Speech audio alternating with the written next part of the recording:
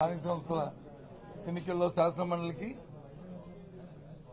మన ఎన్నికల్లో మా జిల్లాలో ఉన్న ప్రజాప్రతినిధులు అందరూ కూడా కలిసి ఏకగ్రీవంగా నన్ను ఎన్నుకోవడం జరిగింది. ఇవాళ వచ్చి చైర్మన్ గారి ద్వారా ప్రమాణ స్వీకారం చేశాం.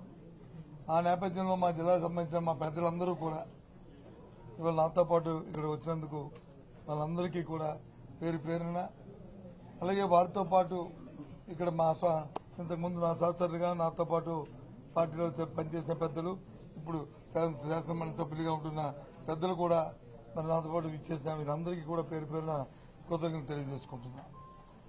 ముఖ్యంగా ఈ బాధ్యత నా మీద పెట్టిన ఇది శాసనమండలి సభ్యుడిగా ఉండాలని మరి నిర్ణయించిన పార్టీ అధ్యక్షులు జగన్మోహన్ రెడ్డి గారికి, మరి వారితో పాటు ఇక్కడున్న పెద్దలందరికీ కూడా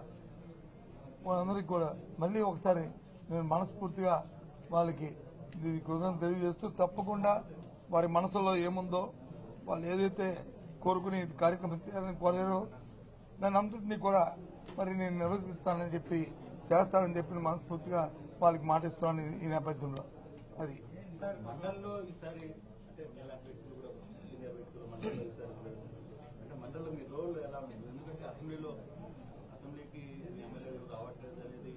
మండలిలో అసెంబ్లీకి రాలేదు, అసెంబ్లీకి వచ్చారా, మండలిలో వచ్చారా లేదా ఇది సమస్య కాదు.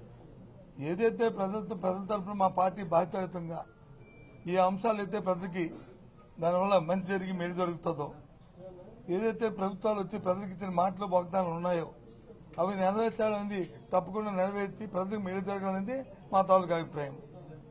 ఎవరి మీద బురద జల్లాలని, ఎవరి మీద రాయిస్తాలని అది చూసి ఆనందించాలనేది మా అభ్యంతరం కాదు. బాధ్యతాయుతంగా ప్రజల పక్షాన ప్రజల గొంతుగా నిలబడి ఇవాళ మండలిలో మా పార్టీ తాలూకా వాడిని, మా పార్టీ అభిప్రాయాన్ని, విధానాన్ని, అలాగే ప్రజల తరఫున పడుతున్న ఏమైనా ఇబ్బందులు వస్తే ఆ ఇబ్బందులకి ప్రజల దృష్టికి సభ ద్వారా ప్రభుత్వం దృష్టికి తీసుకొచ్చి దాన్ని సఫలీకృతం చేయడానికి మా వంతు ప్రయత్నం చేస్తాం.